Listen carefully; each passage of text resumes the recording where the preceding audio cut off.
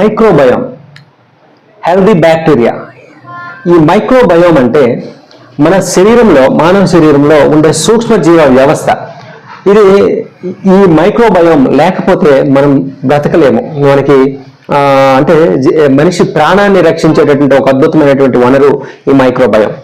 ఈ మైక్రోబయోమ్ అనేది ఎంత ఎక్కువగా ఉంటుందంటే మన శరీరంలో కణాలు 30 ట్రిలియన్ ఉంటే ఈ మైక్రోబయోమ్ 39 ట్రిలియన్ ఉంటుంది. అంటే మన కణాలన్నీ కూడా అందులో ఉండే జీన్స్ ని బేస్ చేసుకుని మనల్ని కంట్రోల్ చేస్తాయి.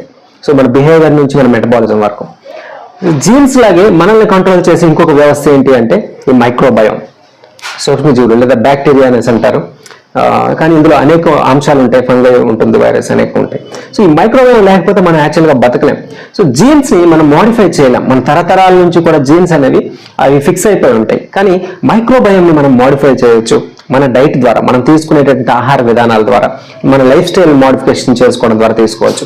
ఈరోజు మైక్రోబయోమ్ మనం ప్రాపర్ గా కంట్రోల్లో ఉంచకపోతే డిస్బయోసిస్ వస్తుంది. డిస్బయోసిస్ రావడం వల్ల అనేక వ్యాధులు, క్యాన్సర్ నుంచి డయాబెటీస్ వరకు, అలాగే జలుబు నుంచి ఆర్గాన్ ఫెయిల్యూర్ వరకు అనేక సమస్యలు రావడానికి కారణము ఈ మైక్రోబయోమ్లో డిస్బ్యాలెన్స్. అంటే మంచి బ్యాక్టీరియా చనిపోవడం.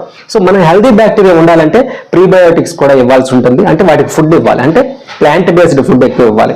రోజు ఒక 30 రకాల ఆ మొక్కల నుంచి వచ్చేటువంటి ఆహార పదార్థాలను, నట్స్ కానివ్వండి, సీడ్స్ కానివ్వండి, ఈ విధంగా మనం తీసుకోగలిగితే కనుక మనం డిస్బయోసిస్ రాకుండా హెల్తీగా ఉండడానికి అవకాశం ఉంటుంది.